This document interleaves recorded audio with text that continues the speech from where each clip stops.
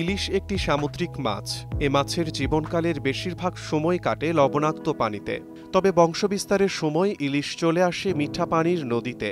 কেন নিরাপদ আশ্রয় ছেড়ে নদীতে আসে এ মাছ, যেখানে পদে পদে জেলেদের জাল, বাঁধ এবং দূষণের মতো মৃত্যু ফাঁদ? এর পেছনে রয়েছে অবিশ্বাস্য এক বৈজ্ঞানিক রহস্য। চলুন ভেদ করি সেই রহস্য।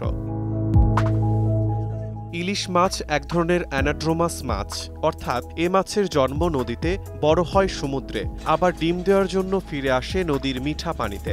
এই যাত্রার নাম অ্যানাড্রোমাস মাইগ্রেশন। বিজ্ঞানীরা বলেন, ইলিশ মাছের জিনে এমন এক হরমোন রয়েছে যা তাকে বাধ্য করে নদীতে ফিরে আসতে। নদীর মিঠা পানি ছাড়া ইলিশের ডিম ও পোনা বাঁচে না, কারণ সেই পরিবেশই তাদের বিকাশের জন্য সবচেয়ে উপযুক্ত। সমুদ্রের পানি লবণাক্ত। এই অতিরিক্ত লবণ ইলিশের ডিমের জন্য একেবারেই অনুকূল নয়। লবণ ডিমের ভেতরের পানি শুষে নেয়, ফলে ডিম শুকিয়ে ফেটে যায়, আর পোনা মাছের শ্বাস প্রশ্বাস ও শরীরের ভারসাম্য নষ্ট হয়। তাই ইলিশ নিরাপদ আশ্রয় খোঁজে নদীর মিঠা বা আধা মিঠা পানিতে, যেখানে লবণ কম, খাবার বেশি আর বাঁচার সম্ভাবনাও অনেক বেশি। ডিম ফুটে যখন ছোট ইলিশ বা জাটকা বের হয়, তারা নদীর মিঠা পানিতে বেড়ে ওঠে। এখানেই তারা শেখে স্রোতের সঙ্গে চলতে, আবার খাবার খুঁজতে আর নিজের ভারসাম্য ঠিক রাখতে। নদীতে থাকে প্রচুর প্লাঙ্কটন ও ক্ষুদ্র জীব, যেগুলো জাটকার জন্য আদর্শ খাদ্য। এছাড়া নদীর স্রোত ধীর, তাই শক্তি খরচ কম হয়, আর জলজ শিকারীও তুলনামূলকভাবে কম থাকে। সব মিলিয়ে মিঠা পানির পরিবেশ জাটকার জন্য সবচেয়ে নিরাপদ আশ্রয়।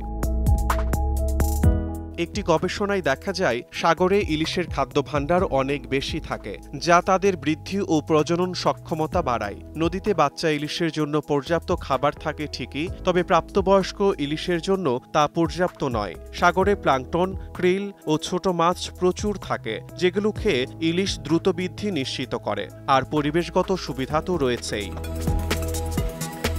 এছাড়া ইলিশ যদি নদীতে থেকে যেত, তাহলে খাবার ও স্থান নিয়ে প্রতিযোগিতা ও রোগের ঝুঁকি বেশি তৈরি হতো। সাগরে গেলে এই ঝুঁকি কমে যায়। এভাবেই সাগরে বড় হয়ে ইলিশের প্রজনন সক্ষমতা পূর্ণ হয় এবং পরবর্তী প্রজন্মের জন্য তারা আবার নদীতে ফিরে আসে।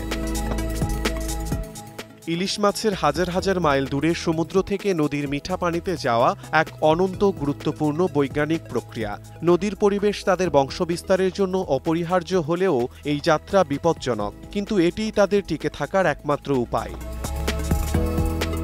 ইলিশের এই আত্মঘাতী যাত্রা আসলে জীবনের এক চক্র, যেখানে মৃত্যু, বংশবিস্তার আর বেঁচে থাকা এক সূত্রে গাঁথা। শিমুল হোসেন, সময় সংবাদ।